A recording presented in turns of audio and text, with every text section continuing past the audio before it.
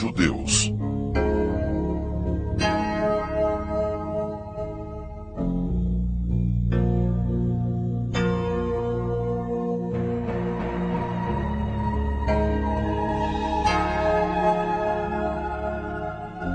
Escrito e narrado por Clóvis Bulcão. Direção de fotografia de Paulo Baruch. Uma produção da Casa de Produção.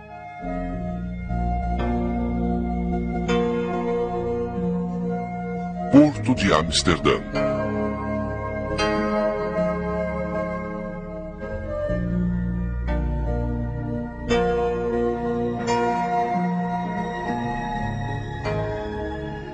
A descoberta da Meca, pela perspectiva dos judeus, deve ser contada em dois tempos.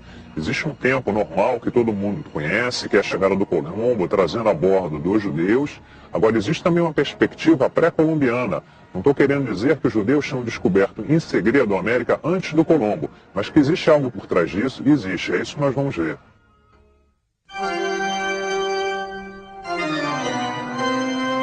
A Holanda era uma república no século XVI. A religião predominante era a evangélica de orientação calvinista. A influência holandesa no Recife fica evidente quando olhamos o casario a partir dos rios. Outra herança que atravessou séculos foi a harmonia da música barroca. Quando os holandeses a trouxeram, era a música da moda. Hoje, adaptada, é a música regional.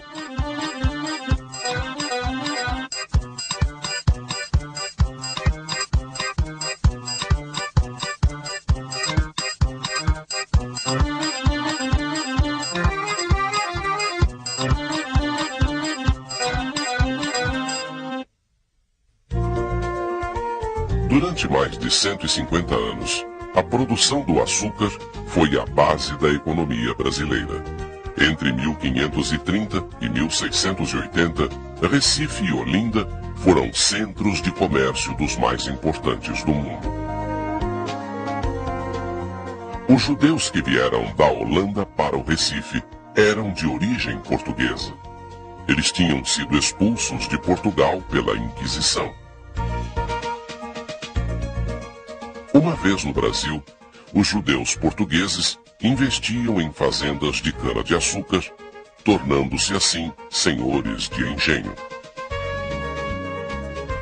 Muitos tiveram filhos e netos, que deixaram marcas profundas de sua estadia no Brasil colônia.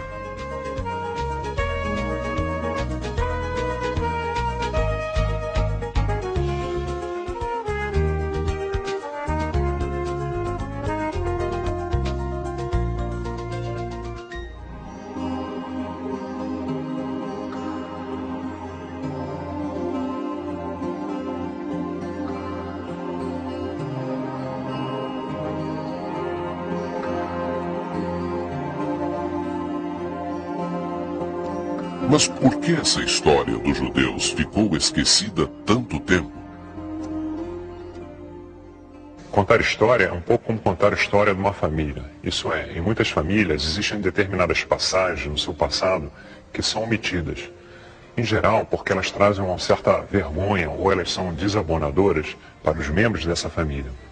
Portanto, nós estamos hoje aqui em Olinda e nós escolhemos essa igreja até porque esse lugar aqui é o palco mais fértil e mais interessante para nós contarmos as histórias dos judeus em nossa terra.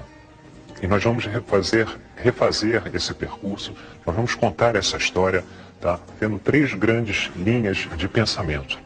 Tá? E a primeira linha que nós vamos ter é o que aconteceu exatamente nesse momento que o Brasil, que um mundo novo foi descoberto. E para a gente recuperar qual era o ambiente religioso, como é que as pessoas pensavam lá no século XV, no século XVI, a gente é obrigado a relembrar o que acontecia naquele momento na Europa, do ponto de vista religioso. O século XVI é um dos mais conturbados da história. Isso em grande parte por conta das descobertas ultramarinas. Os europeus ficavam sabendo qual era o verdadeiro tamanho do mundo. Isso porque eles encontraram povos com outros costumes, outros tipos de alimentação, outras línguas. Isso em grande parte foi muito positivo para a história da humanidade. E no final da Idade Média, o mundo passou por um enorme processo de transformação. E a Igreja Católica, ela tomou um enorme susto com isso, e ela teve que se transformar. E o que aconteceu? Ela entrou em campo com enorme intolerância, principalmente contra os judeus lá da Península Ibérica. Começou a haver uma perseguição, torturas, os judeus eram mortos em fogueiras. Então o que aconteceu? A comunidade judaica veio procurar abrigo aqui em Amsterdã, na Holanda.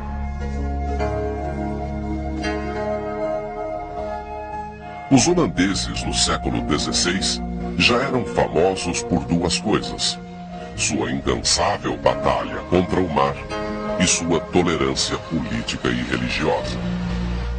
O maior exemplo da adaptação dos judeus portugueses aqui em Amsterdã foi a construção dessa sinagoga, que é apenas a maior da Europa.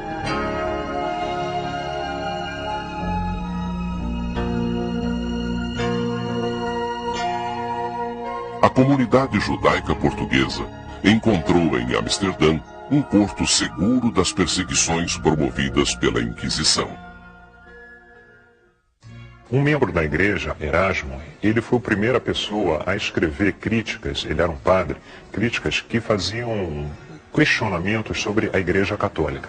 A partir disso aí, isso vai se desenvolvendo como uma bola de neve. Outros pensadores vão botar em questionamento, valores e conceitos da Igreja Católica. Essa questão ela vai culminar mais adiante quando Lutero escrever uma tese criticando as indulgências que eram vendidas pela Igreja. E o que eram as indulgências? Na verdade, o Papa em Roma ele estava precisando de dinheiro para acabar de construir, para embelezar a igreja lá de Vaticano, de São Pedro. Foi com o dinheiro das indulgências que Michelangelo pôde realizar toda a sua magnífica obra.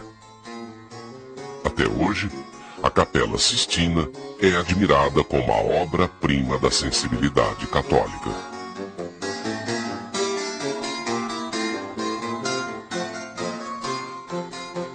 Muito bem. E a igreja passou a vender indulgências. E o que eram essas indulgências? Tá? Era uma forma pela qual o cristão, se por acaso ele tivesse cometido algum tipo de coisa desabonadora na sua história, no seu dia a dia, ele comprava, vamos dizer assim, um passaporte, uma carta de crédito, para que após a morte ele fosse direto para o céu. Ou seja, era uma maneira de você evitar a entrada ou no purgatório ou mesmo no inferno. Isso contado a grosso modo. Muito bem, e é importante a gente relembrar essa questão dessa discussão teológica, religiosa, porque o que vai acabar acontecendo, principalmente na Península Ibérica, em Portugal e em Espanha, que isso vai exacerbar o movimento religioso. Ou seja, a cristandade meio que vai se sentir incomodada, ela vai se sentir ameaçada e ela vai reagir a isso. Na verdade, as primeiras vítimas disso aí são os judeus. Por coincidência, em 1492, que é o ano da descoberta da América, os judeus eles vão ser expulsos da Península Ibérica. Primeiro da Espanha e mais tarde de Portugal. Mas a gente vai voltar a essa questão mais adiante. O que interessa nesse momento aqui, é a nossa primeira linha de pensamento, é saber como se dá a chegada dos judeus, dos israelitas, no Novo Mundo. É bom lembrar a seguinte coisa.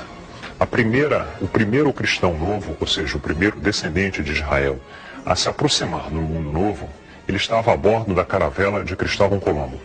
Colombo trouxe a bordo de sua caravela cristãos novos. No Brasil, por exemplo, já se sabe que o primeiro cristão novo ele chega aqui em 1503, Fernando de Noronha ou de Noronha.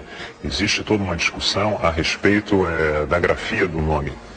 Mas isso não é o mais importante nesse momento. O que na verdade aconteceu é que na medida que o Novo Mundo começou a ser conquistado, ou seja, você tinha navegadores que começaram a penetrar no Caribe, outros na América do Sul, outros na América do Norte, em vários pontos do nosso litoral.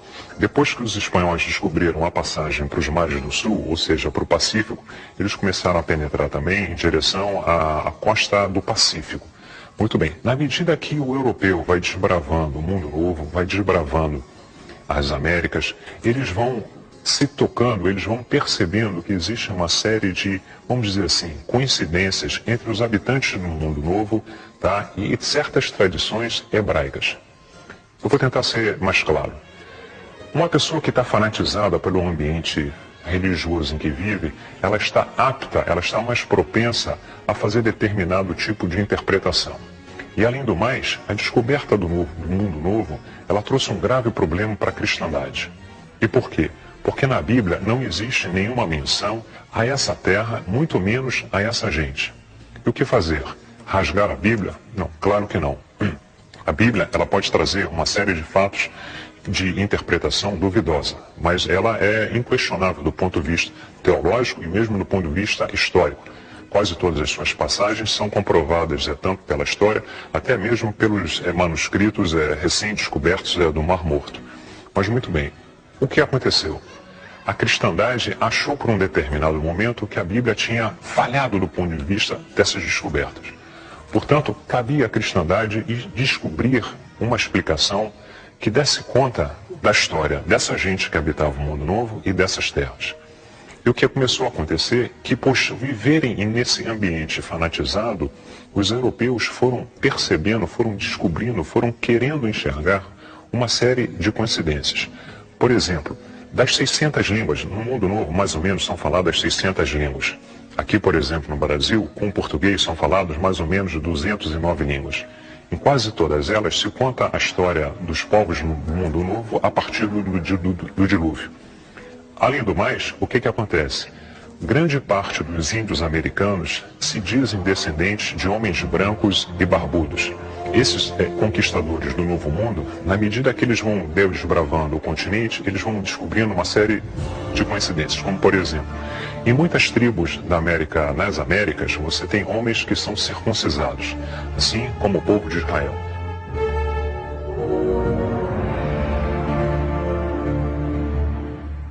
Em muitas tribos na América, as mulheres, quando estão na sua fase, no seu ciclo menstrual, elas eram consideradas impuras, assim como o povo de Israel. Os índios gostam, têm como tradição, principalmente aqui na parte mais sul, no nosso continente, os tupis, o mesmo grupo G, eles têm hábitos de tomar banho. Na Idade Média, por exemplo, só quem tomava banho eram os descendentes de Israel, os judeus.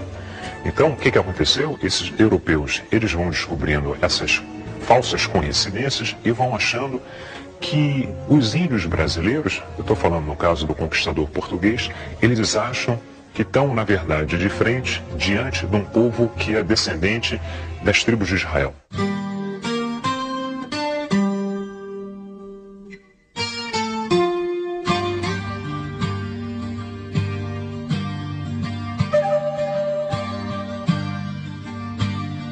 O dominicano Diego de Duran, assim como o primeiro bispo de Quito, descreveram convictos que conviviam com judeus. Na verdade, eles estavam falando sobre índios americanos. Um outro viajante, Antônio de Montesinos, publicou em 1644 uma relação onde ele garante ter tido um encontro com índios colombianos que o teriam saudado com a seguinte saudação: ó Israel, nosso Deus é o nosso único Senhor. Infelizmente, esse senhor se chama Arão de Levi, o que tira um pouco a credibilidade dessa história.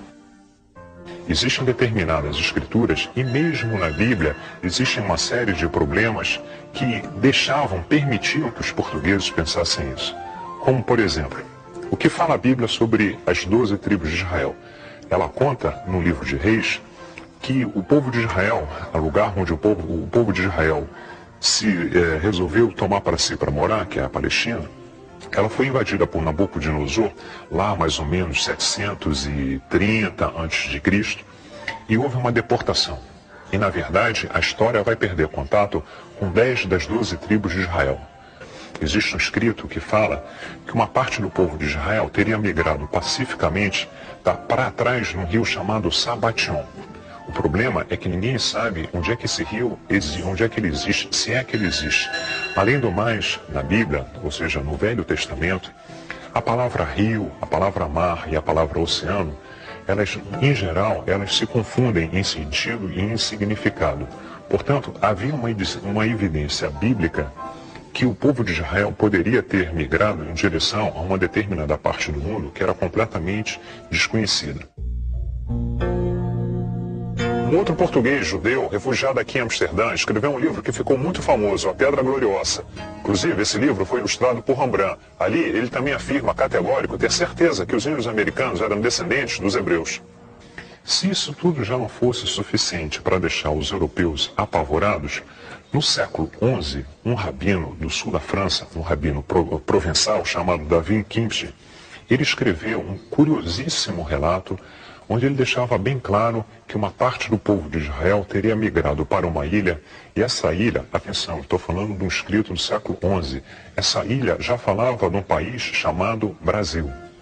Muito bem, uma vez que você tem essas coincidências, uma vez que você tem esses escritos, tudo levava a crer que realmente os índios eram descendentes de Israel. Para piorar a situação, eu estou falando para piorar do ponto de vista desta interpretação, o que acontece?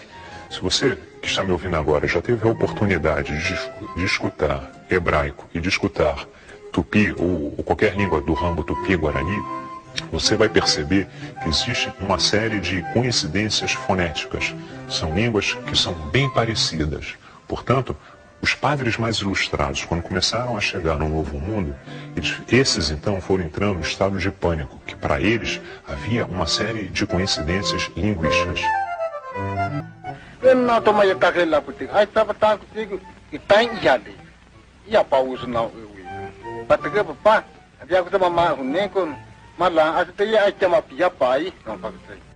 בראשית ברא אלוהים את השמיים ואת הארץ, והארץ הייתה ציפור וכור וחושך על פני תהום, ורוח אלוהים מרחפת על פני המים. ויאמר אלוהים, יהי אור, והיה אור. Mais adiante, no século XVII, tem um ótimo exemplo para mostrar de como a cristandade ainda suspeitava dessa hipotética origem judaica dos nossos índios. É que o grande padre Antônio Vieira, ele chegou mesmo a organizar uma expedição no Maranhão atrás de tribos descendentes de homens brancos. E o padre Antônio Vieira, um homem acima de qualquer suspeita, era um homem muito ilustrado e sem nenhum tipo de preconceito, principalmente em relação aos filhos de Israel. O padre Antônio Vieira foi um homem que sempre pregou a liberdade de consciência, a liberdade religiosa, mesmo no Brasil. O que os católicos então fizeram? Mandaram para o Novo Mundo um padre jesuíta, o padre José de Acosta. E esse padre, ele veio com a missão de resolver essa questão. E era uma coisa muito importante para a igreja. O que o padre José Acosta faz? Ele percorre todo o mundo novo, do Alasca à Terra do Fogo, de Lima até o Atlântico. Ele vai fazendo essa viagem atrás de desvendar esse mistério. Afinal de contas, era uma coisa embaraçosa para os cristãos que estavam, na verdade, meio que ainda em Guerra Santa. E por que em Guerra Santa? Porque desde o século XII, quando a inteligência católica, eu estou falando agora do maior pensador católico da Idade Média, quando Bernard de Clairvaux pensou a expansão do catolicismo pelo mundo, ele já tinha pensado lá no século XII, lá na Idade Média, ele já tinha pensado que a luta do catolicismo contra as outras religiões passaria necessariamente pelo Atlântico. Tá? Ele tinha imaginado a seguinte estratégia, e naquele tempo o grande inimigo do cristianismo, como em parte ainda é, vamos dizer assim, a grosso modo, é o que? São os muçulmanos. E havia toda uma disputa de Jerusalém entre muçulmanos e cristãos. Isso aí que deu origem ao movimento das cruzadas lá na Alta Idade Média. O que esse padre pensou, Bernard de Clairvaux? Ele pensa a seguinte coisa: a cristandade ela deveria atacar o Islã em 3 frentes diferentes, sendo que uma das frentes ia passar pelo Atlântico. Eles deveriam expulsar os árabes da Península Ibérica, descer em direção à África, eu estou falando no século XII, e encontrar um reino cristão de um tal rei que era chamado de Preste João. Muito bem, então o que acontece? Para a cristandade se apoderar do novo mundo e trazer a palavra do Senhor era uma coisa muito importante. Tanto é que quem conhece um pouco de história colonial americana, e pouco importa em que cidade você está, se é em Recife, se é em Olinda, se é em Salvador, se é em Cusco, se é em Lima, se é em Potosí, pouco importa onde você vá, mesmo na cidade do México, a vanguarda da cristandade são as várias ordens religiosas que começam a se instalar. Portanto, o nosso padre José Acosta, a grande missão que ele tem é de desvendar esse mistério.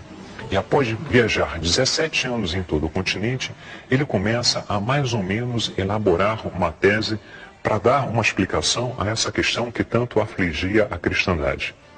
E ele vai chegar a que conclusão? Ele levanta algumas hipóteses. A primeira que ele levanta é a seguinte: será que teria ocorrido uma segunda arca de Noé?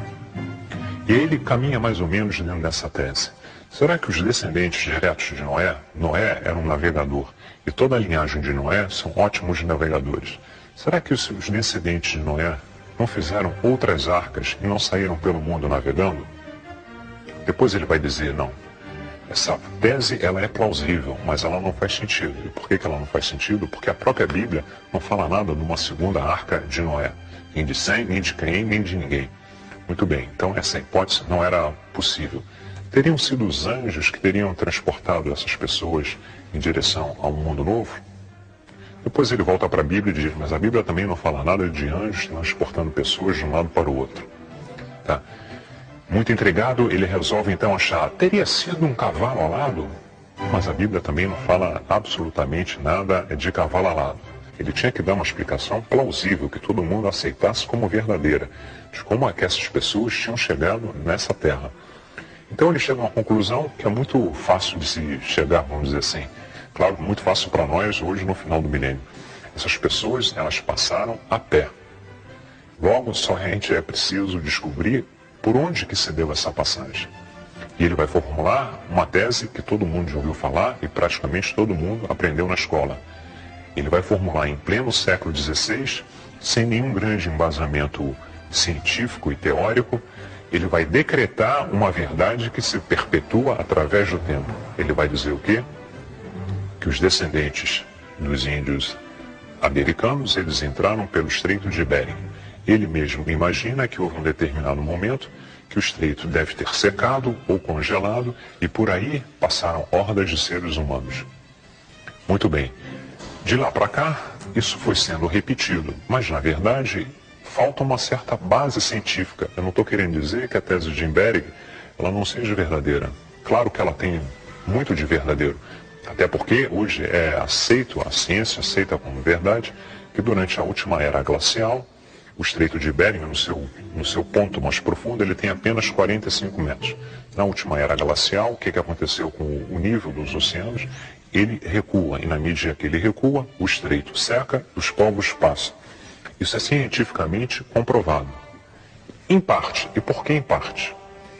Em parte porque atualmente, há muito pouco tempo atrás, graças aos avanços da biologia molecular, já foram feitos exames com DNA de índios da costa atlântica do nosso continente. E por incrível que pareça, os povos que povoam o Atlântico, a margem atlântica do nosso continente, a origem genética deles não é da Mongólia, não é da Ásia, e sim da Polinésia. Logo, nosso querido padre José de Acosta, que escreveu um livro chamado História Natural e Moral das Índias, ele estava, na verdade, na medida que ele formulou a tese de Bering, formulando uma tese que eu vou considerar hoje aqui como racista.